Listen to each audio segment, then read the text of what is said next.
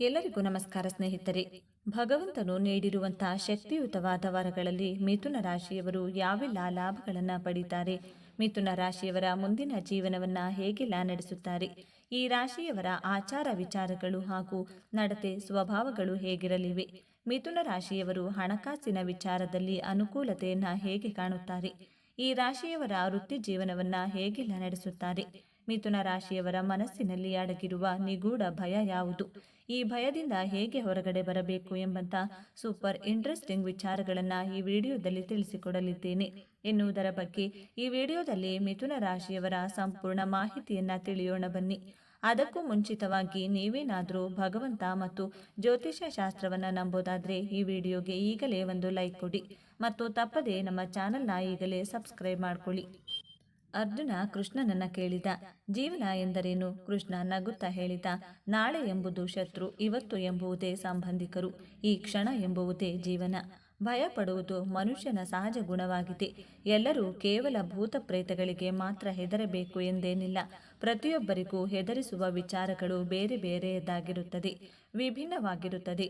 ಭವಿಷ್ಯತ್ ಕಾಲದ ಬಗ್ಗೆ ಹೆಚ್ಚು ಆಲೋಚನೆ ಮಾಡುವುದು ಭಯದ ಮೂಲ ಕಾರಣವಾಗಿರುತ್ತದೆ. ಜನ್ಮ ಕುಂಡಲಿಯ 6, 8, 12ನೇ ಭಾವದಿಂದ ನಿಮ್ಮ ಮನಸ್ಸಿನಲ್ಲಿ ಕಾಡುವ ಭಯದ ಮೂಲವನ್ನು ಕಂಡುಹಿಡಿಯಬಹುದು. ಕಾಡುವ ಭಯಕ್ಕೆ ಮೂಲ ಕಾರಣವನ್ನು ಕಂಡುಹಿಡಿಯಬಹುದು. 6ನೇ ಭಾವದಿಂದ ರೋಗ, ಋಣ, ಶತ್ರುಗಳ ಬಗ್ಗೆ ಭಯ ಕಾಡಿದರೆ 8ನೇ ಭಾವದಿಂದ ನಿಮ್ಮ ಜೀವನದಲ್ಲಿ ನಡೆಯುವ ಆಕಸ್ಮಿಕ ಘಟನೆಗಳ ಭಯ ಕಾಡುತ್ತದೆ. 12ನೇ ಭಾವದಿಂದ ವಸ್ತುಗಳನ್ನು, ಸಂಬಂಧಗಳನ್ನು ಕಳೆದುಕೊಳ್ಳುವಂಥ ಭಯ, ಬಂಧನದ ಭಯವನ್ನು ಕಂಡುಹಿಡಿಯಬಹುದು. ಕಾಲಪುರುಷನ ಕುಂಡಲಿಯಲ್ಲಿ ಮಿಥುನ ರಾಶಿ 3ನೇ ಭಾವವಾಗಿದೆ. ಮಿಥುನ ರಾಶಿಯ ಅಧಿಪತಿ ಬುದ್ಧಿವಂತಿಕೆಗೆ ಹೆಸರಾದಂತಹ ಗ್ರಹ ಬುಧ ಗ್ರಹ. ಮಿಥುನ ರಾಶಿ ದ್ವಿಸ್ವಭಾವ ರಾಶಿಯಾಗಿದೆ. ಇವರ ಯೋಚನಾ ಲಹರಿಗಳು ತೀವ್ರಗತಿಯಲ್ಲಿರುತ್ತವೆ. ಕ್ಷಣ ಕ್ಷಣಕ್ಕೂ ಇವರು ಯೋಚಿಸುವ ರೀತಿ ಬದಲಾಗುತ್ತದೆ. ಮಿಥುನ ರಾಶಿ ವಾಯುತತ್ವ ರಾಶಿಯಾಗಿರುವುದರಿಂದ ಇವರಿಗೆ ಪ್ರವಾಸಕ್ಕೆ ಹೋಗಲು ಇಷ್ಟ, ಮಾತನಾಡಲು ಬಹಳ ಇಷ್ಟ. ನಿಮ್ಮ ಸುತ್ತಮುತ್ತಲಿನವರು, ನಿಮ್ಮ ಕುಟುಂಬದವರು ನಿಮ್ಮ ಯೋಚನಾ ಶಕ್ತಿಯನ್ನು ಅರ್ಥ ಮಾಡಿಕೊಳ್ಳುವುದಿಲ್ಲ. ಮನಸ್ಸಿನಿಂದ ಕೋಮಲ, ಅತಿ ಬುದ್ಧಿವಂತಿಕೆ ಮಾತೆ ಇವರ ಬಂಡವಾಳವಾಗಿರುತ್ತದೆ. ಯಾವುದೇ ಕೆಲಸ ಮಾಡುವ ಮುನ್ನ ಅದರ ಪಾಸಿಟಿವ್ ಹಾಗೂ ನೆಗೆಟಿವ್ ರಿಸಲ್ಟ್ಗಳನ್ನು ಯೋಚಿಸುತ್ತೀರಾ. ಮಿಥುನ ರಾಶಿಯವರ ಮೇಲೆ ಒಂದು ಆರೋಪವಿದೆ. ಅದೇನೆಂದರೆ ಇವರು ಹಿಡಿದ ಕೆಲಸವನ್ನ ಸಂಪೂರ್ಣವಾಗಿ ಮಾಡಿ ಮುಗಿಸದೆ ಅರ್ಧಕ್ಕೆ ಕೈಬಿಡುತ್ತಾರೆ ಎಂಬಂತ ಆರೋಪ. ಅದೃಷ್ಟ ಹಾಗೂ ದುರದೃಷ್ಟ ಯಾವಾಗಲೂ ನಿಮ್ಮ ಜೊತೆ ಕಣ್ಣ ಮುಚ್ಚಾಲೆ ಆಟ ಆಡುತ್ತಲೇ ಇರುತ್ತದೆ. ಮಿಥುನ ರಾಶಿಯವರು ನಿಮ್ಮ ಜೀವನವನ್ನ ಒಂದನ್ನ ಪಡೆದುಕೊಳ್ಳಲು ಮತ್ತೊಂದನ್ನ ತ್ಯಾಗ ಮಾಡಬೇಕಾಗುತ್ತದೆ. ನಿಮ್ಮ ಜೀವನದ ಪ್ರಮುಖ ಸಂಗತಿಗಳಾಗಿದೆ. ನೀವು ಒಂದು ಸಂತೋಷವನ್ನ ಪಡೆಯಬೇಕಾದ್ರೆ ಒಂದು ತ್ಯಾಗವನ್ನ ಮಾಡಲೇಬೇಕಾಗುತ್ತದೆ.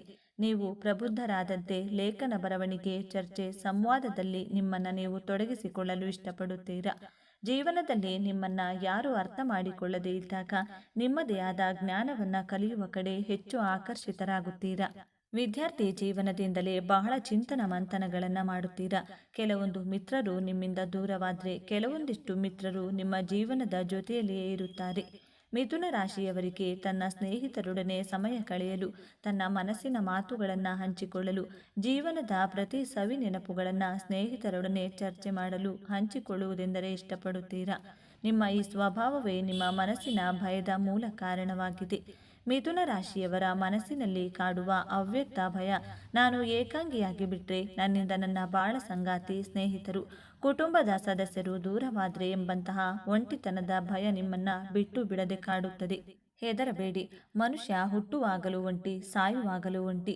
ಇನ್ ಕೇಸ್ ನೀವು ಒಂಟಿಯಾಗಿರುವ ಸನ್ನಿವೇಶಗಳು ನಿಮ್ಮ ಜೀವನದಲ್ಲಿ ಸೃಷ್ಟಿಯಾದರೆ ನೀವೇನಾದರೂ ಹೊಸ ಆವಿಷ್ಕಾರ, ಸಂಶೋಧನೆ, ಹೊಸ ಜ್ಞಾನವನ್ನು ಕಲಿಯಲು ದೇವರು ನಿಮಗೆ ಕೊಟ್ಟಂತಹ ಅಮೂಲ್ಯವಾದಂತಹ ಸಮಯ ಅಂದುಕೊಳ್ಳಬೇಕೇ ವಿನಃ ನಾನು ಒಂಟಿಯಾಗಿರಲು ಸಾಧ್ಯವಿಲ್ಲ ಎಂಬ ನಿಮ್ಮ ಮನಸ್ಸಿಂದ, ಭಯದಿಂದ ಹೊರಗಡೆ ಬನ್ನಿ. ಇನ್ನು ಈ ಮಿಥುನ ರಾಶಿಯವರು ಇವರಿಗೆ ವಯಸ್ಸಾದರೂ ವಯಸ್ಸಾಗಿಲ್ಲವೇನೋ ಎನ್ನುವ ರೀತಿಯಲ್ಲಿ ಕಾಣುತ್ತಾರೆ. ಮಿಥುನ ರಾಶಿಯವರು ಇದು ಇವರಿಗೆ ಪ್ಲಸ್ ಪಾಯಿಂಟ್ ಆಗಿರಲಿದೆ. ಮಿಥುನ ರಾಶಿಯವರು ಇವರಿಗೆ 60 ವರ್ಷ ವಯಸ್ಸಾಗಿದ್ದರೂ ಸಹ ಇನ್ನು 40 ಅಥವಾ 45 ವರ್ಷದವರ ಹಾಗೆ ಕಾಣಿಸ್ತಾರೆ. ಮಿಥುನ ರಾಶಿಯವರಿಗೆ ಇದು ಭಗವಂತ ಕೊಟ್ಟಿರುವಂಥ ಶಕ್ತಿಯುತವಾದ ವರವೆಂದೇ ಹೇಳಬಹುದು. ಇನ್ನು ಮಿಥುನ ರಾಶಿಯವರು ಎಂಜಾಯ್ ಮಾಡುವ ಮನಸ್ಥಿತಿಯನ್ನು ಬೆಳೆಸಿಕೊಂಡಿರುತ್ತಾರೆ. ಇವರು ಬುದ್ಧಿವಂತರಾಗಿರುತ್ತಾರೆ, ಜ್ಞಾನವಂತರಾಗಿರುತ್ತಾರೆ, ಮಾತುಗಾರಿಕೆಯೂ ಕೂಡ ಚೆನ್ನಾಗಿರುತ್ತದೆ.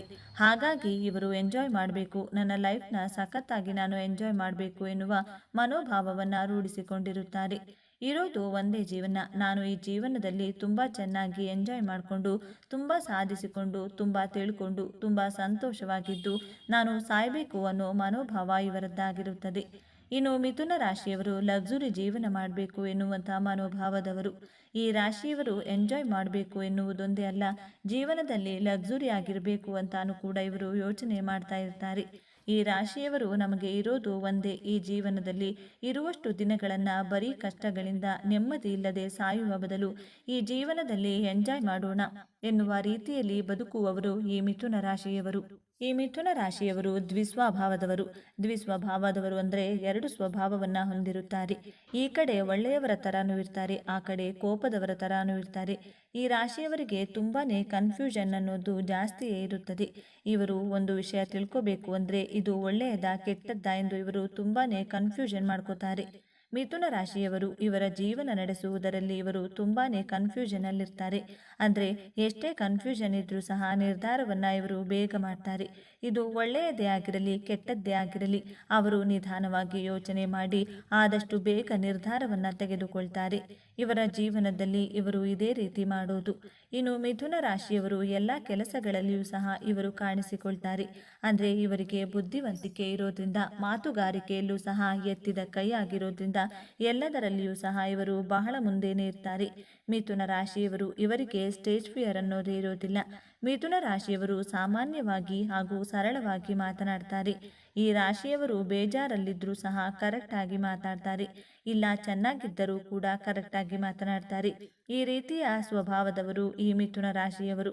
ಇನ್ನು ಯಾವುದೇ ಕೆಲಸ ಬೇಕಾದರೂ ಮಾಡ್ತಾರೆ. ಇವರಿಗೆ ಬುದ್ಧಿಶಕ್ತಿ ಚೆನ್ನಾಗಿರೋದ್ರಿಂದ ಇವರು ಏನೇ ಕೆಲಸ ಮಾಡಿದರೂ ಸಹ ಅದರಲ್ಲಿ ಉತ್ತಮವಾಗಿ ಜಯಗಳಿಸುತ್ತಾರೆ.